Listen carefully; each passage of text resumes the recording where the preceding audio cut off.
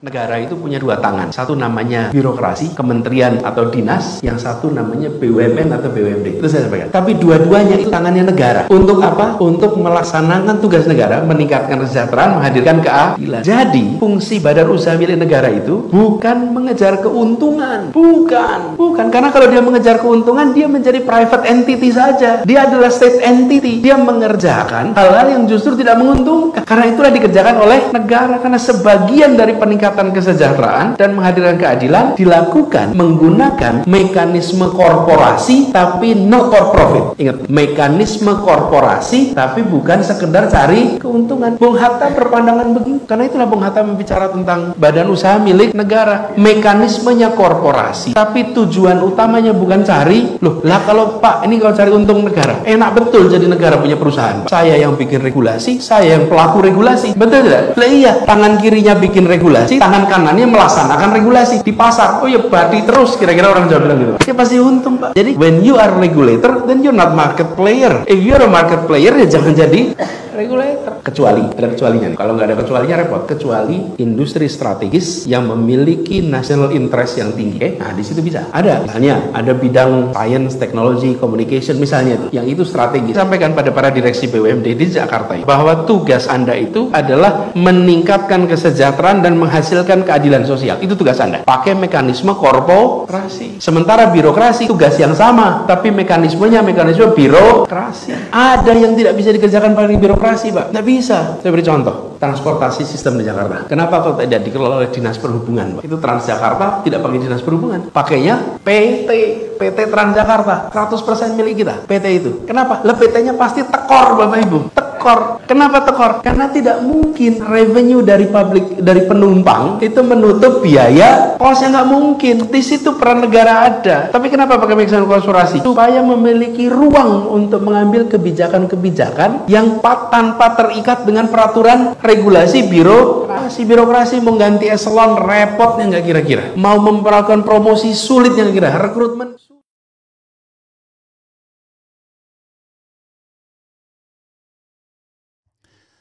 Assalamualaikum warahmatullahi wabarakatuh. Sobat RH sekalian, jumpa lagi kita di channel yang keren ini. Keren cadas. Ya, Sobat RH sekalian, itu tadi terkait Anies Baswedan.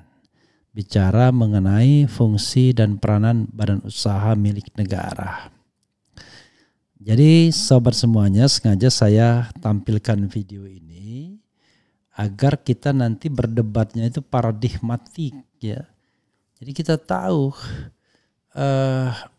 isi dan kepala presiden itu seperti apa, calon presiden. Jangan gimmick. Kalau gimmick itu susah. Jadi kalau gimmick itu susah, atau statement-statement yang tidak bisa kita ukur.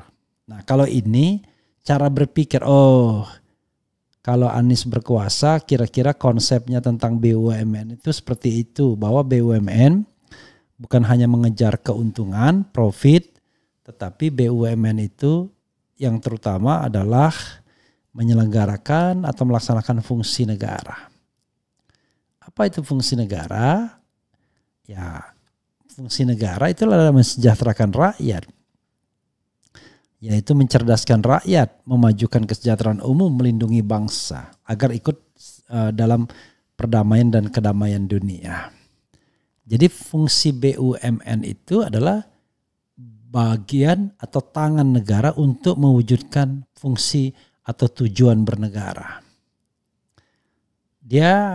Negara punya dua tangan, satu birokrasi dan satunya korporasi. Tapi korporasi di sini tidak seperti korporasi swasta yang mungkin dalam sebagian besar benaknya adalah mengejar keuntungan. Tapi korporasi negara adalah korporasi yang terutama untuk mewujudkan tujuan bernegara. Sobat era sekalian, pemikiran Anies ini kurang lebih sama pemikiran dengan saya ya.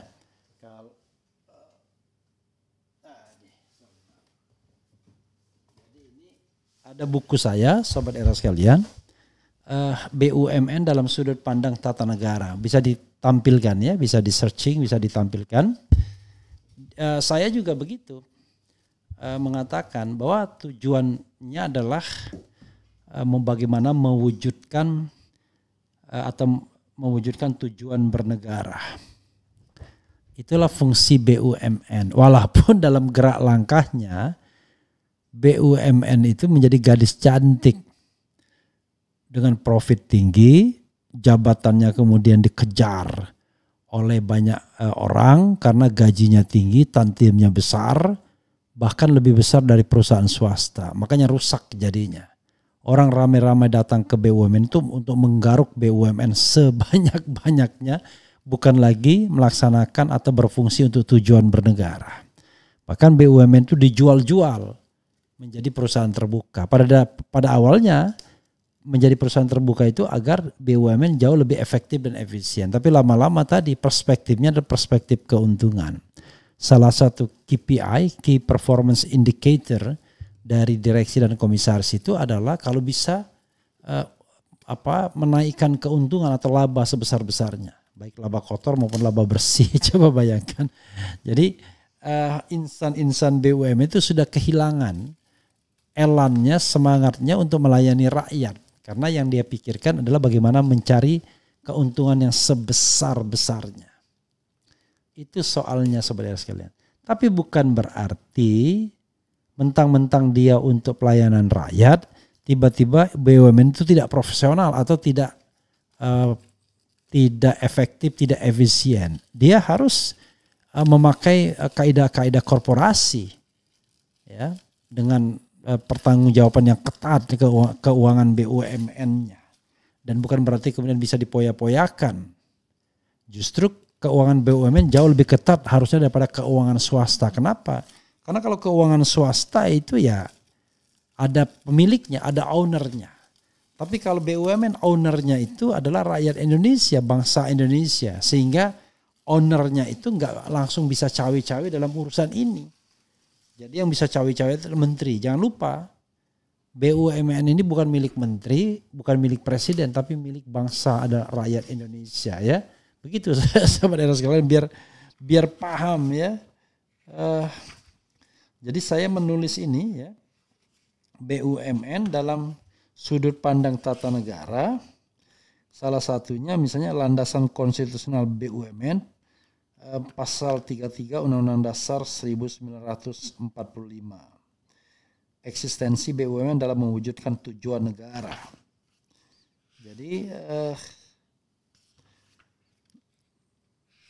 Jadi kalau kita lihat misalnya gini.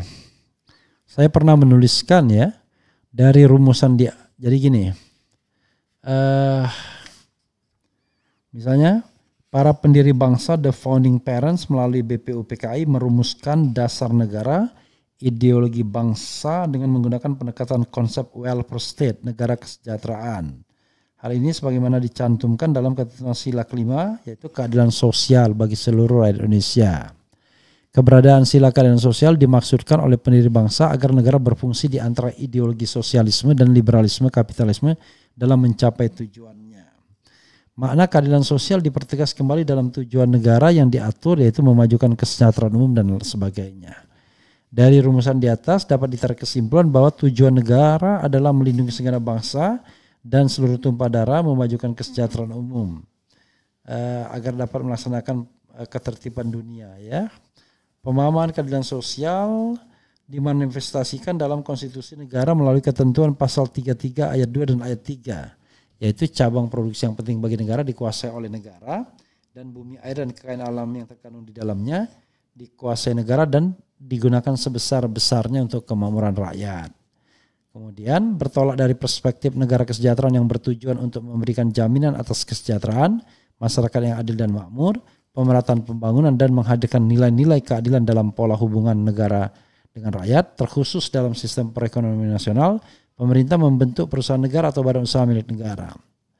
BUMN secara paradigmatik ditempatkan sebagai suatu perpanjangan tangan negara untuk menguasai cabang produksi yang penting bagi negara dan menguasai hajat hidup orang banyak serta menguasai bumi, air, dan seterusnya untuk digunakan sebesar-besarnya kemakmuran rakyat. Dengan demikian, Tujuan dari BUMN adalah sebagai pelaku ekonomi yang mengejawantahkan pasal 33. Jadi sahabat RR sekalian, pemikiran saya kurang lebih sama dengan Anies ini. Jadi BUMN memang semata-mata jangan mengejar keuntungan, tapi bukan berarti bisa digaruk dengan seenaknya. Harusnya orang yang bekerja di BUMN itu adalah orang yang berpikir tentang pelayanan publik. Dan tidak boleh mendapatkan penghasilan yang luar biasa besarnya, apalagi sampai double dan menjadi bancaan. Dia harus menjadi entitas sebagai tangan negara untuk mensejahterakan rakyat. Kalau tujuannya murni keuntungan, ya serahkan saja kepada swasta. Makanya sangat aneh kalau sekarang dalam benak masyarakat dan Menteri BUMN sekalipun, mungkin benak Presiden bahwa BUMN itu adalah cetak keuntungan, cetak keuntungan, cetak keuntungan. Tapi bukan berarti kalau dia rugi dibiarkan. Kalau rugi itu dari kegiatan bisnis tidak profesional namanya. Kalau rugi itu karena adanya korupsi, ada inefisiensi, tidak profesional namanya. Tapi kalau merugi itu karena melakukan pelayanan publik, nah itu wajar. Contoh misalnya menjual produknya di bawah harga pasar sehingga disubsidi oleh negara dan subsidi dari negara belum bisa turun, itu wajar. Tapi kalau terjadi inefisiensi, jadi bancaan dan lain sebagainya, itu yang kurang ajar ya. Gitu saudara sekalian untuk memahami bahwa fungsi BUMN. Tapi kembali kepada jalan pemikiran, terus terang saya sukar belum menemukan pikiran-pikiran calon lain. Nanti kalau ada pikiran-pikiran calon lain, saya akan tampilkan juga dan kita bahas nanti. Tapi kalau cuman bluffing ya, kalau Anda anti korupsi, Anda akan jadi sasaran dan itu sih bukan konsep. Itu hanya bluffing. Yang konsep itu seperti ini yang bisa dinilai. Jadi kalau Anies melihat BUMN itu bukan sekedar mengejar keuntungan tapi menjalankan fungsi negara.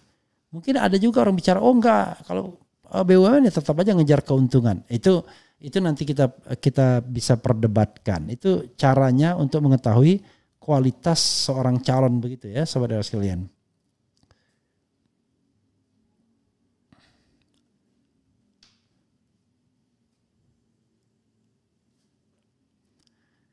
Bung RH, saya mau tanya dong, seberapa takutkah Bung RH kalau seandainya Pak Prabowo Subianto jadi Presiden RI 2024 dan apa alasannya? Gak ada yang saya takut ya. Yang saya takutkan adalah yang terpilih itu adalah sama perilakunya dengan Presiden sekarang yang yang hobi memecah belah masyarakat dengan memelihara buzzer, memelihara para relawan, dan menggunakan instrumen hukum untuk memenjarakan orang yang kritis. Itu saja khawatirnya, bukan takut, khawatir. Karena kalau begitu bangsa kita nggak akan pernah maju. Tapi kalau misalnya baik Anies, Ganjar, mau Prabowo berkomitmen terhadap demokrasi tanpa tapi-tapi, karena gini, kita banyak excuse-nya. Excuse-nya begini, oh iya kita demokrasi, tapi kan kita nggak bisa dong orang bikin hoax, bikin fitnah dan lain sebagainya, harus diproses. Kalau begitu caranya kita nggak akan ada demokrasi, karena antara memfitnah dengan bikin hoax dengan kritik itu bisa jadi satu, nggak karu-karuan. Maka terjadilah fenomena Habib Rizik, bilang sehat dianggap menyebarkan hoax, kena 6 tahun ya, diancam hukuman, dituntut 6 tahun, dihukum 4 tahun dan untungnya ada diskon 2 tahun. Menulis Jumhur Hidayat, Antar Permana dan dianggap melakukan menyebarkan berita hoax juga, kena juga. Walaupun cuma 10 bulan, tapi ya tetap kena. Jadi yang saya inginkan adalah demokrasi, kebebasan berpendapat. Jadi paradigma saya adalah pejabat publik itu tidak boleh tersinggung kalau dikritik. Bahkan kritik yang paling keras dan pedas sekalipun, bahkan dihina sekalipun tidak boleh membalas. Tapi kan dia juga manusia, boleh. Kalau dia mau membalas, maka dia tanggalkan dulu jabatan publiknya. Itu harus begitu etikanya. Nanti kalau dia merasa terhina, maka dia bisa gugat secara perdata. Tidak usah menggunakan tangan negara untuk memenjarakan. Karena kalau menggunakan tangan negara kita tidak akan pernah jadi negara demokratis. Nanti akan ada yang namanya upaya-upaya untuk mempengaruhi penegak hukum, entertaining. Masa kita sesama warga negara saling memenjarakan hanya karena kita berbeda pendapat atau kita saling hina-hinaan. Jadi kita harus menjadi bangsa yang tidak mudah memenjarakan, tidak mudah untuk membui orang lain. Itu ya Lucky Tremonti. Jadi siapapun yang berkuasa, it's okay sepanjang dia mau menjunjung tinggi demokrasi dan kebebasan sipil. Ya tentu dia tidak korupsi macam-macam lah, tidak korupsi dia ada. Tapi bagi saya yang paling penting adalah demokrasi dan kebebasan sipil itu sebagai hal yang paling penting at the first place serta pemberantasan korupsi. Jadi kita tidak membutuhkan pemimpin yang otoriter ya, tapi pemimpin yang paham tentang demokrasi. Oke. Hadir Bung RH dapat kuliah gratis tiap hari. Alhamdulillahirabbil alamin. Ada yang bilang gak mutu ya, oke lah ya. Jadi kalau menghadirkan narasumber bukan saya tidak mau, tetapi kan sudah saya bilang ini adalah corongnya Refli Harun bukan corongnya narasumber. Kalau corongnya narasumber kan Anda bisa lihat di tempat lain ya. Tapi kalau Refli Harun kan hanya bisa dilihat di sini aja. Kalaupun kita menghadirkan narasumber ya itu sebagai pelengkap, bukan yang utama. Sebagai pelengkap, bukan yang utama ya. Oke. Apalagi ya. Semoga Erdogan dan Anies Baswedan terpilih sebagai presiden. Satu Turki, satu Indonesia. Kemudian apalagi ya? Hak rakyat untuk mengkritik, iyalah. Bang RH dukung siapa dari ketiga capres yang ada? Jawab tegas Bang. Ya tegas saya dukung Anies, gimana? Sudah berapa kali saya bikin konten. Tapi saya mendukung value. Jadi kenapa saya dukung Anies? Karena saya anggap Anies lah yang bisa memelihara demokrasi, menumbuh kembangkan demokrasi dan melindungi kebebasan sipil. Kalau presiden lainnya karena di-endorse oleh kekuasaan istana hari ini yang alergi dengan kritik, gampang sekali menangkap orang, memenjarakan orang dengan menggunakan para buzzer, para pengadu, maka saya menganggap bahwa ancaman itu akan nyata kalau seandainya yang berkuasa adalah putra mahkota dari penguasa hari ini. Kan begitu. Dan terbukti demokrasi kita tidak berkembang 9 tahun terakhir, malah mundur. Itu yang dikatakan Freedom House dan kemudian direplikasi oleh Saiful Mujani Research and Consulting, media yang selalu mengunggulkan Presiden Jokowi, kan begitu. Oke. Itu saja ya sahabat era sekalian. Mudah-mudahan bisa dipahami ya paradigma berpikir itu. Dan saya berusaha menemukan apa sih paradigma berpikirnya yang lain, calon-calon yang lain. Tentu yang bisa dinilai, bisa dikritik. Nah, ini satu sisi Anies sudah memberikan konsep tentang BUMN, tidak sekadar mengejar keuntungan. Nanti orang bilang begini, kalau cuma begitu aja saya juga bisa. Nah, ini bukan soal saya aja bisa, tapi kita nanti akan bisa memperkirakan kalau dia jadi presiden kira-kira gimana kebijakannya atas BUMN. Itu masalahnya. Dia menganut aliran itu. Dia menganut aliran tentang kesejahteraan rakyat. Bukan liberalisme, bukan efisiensi, sekedar mencari keuntungan dan lain sebagainya. Nah, itu yang harusnya kita pahami ya, Sobat RH sekalian.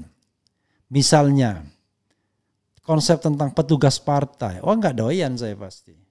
Karena kalau konsep tentang petugas partai itu artinya partai dianggap lebih besar dibandingkan Indonesia negara ini.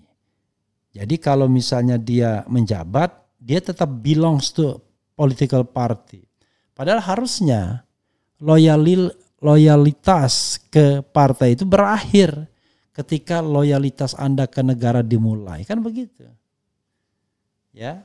Jadi ini cara-cara berpikir ya, konsep berpikir. Jadi kalau misalnya Anda mengatakan sudah 9 tahun jadi presiden pun tetap dianggap sebagai petugas partai, maka Anda akan hanya melayani warga partai Anda. Padahal Anda adalah the President of Republic of Indonesia.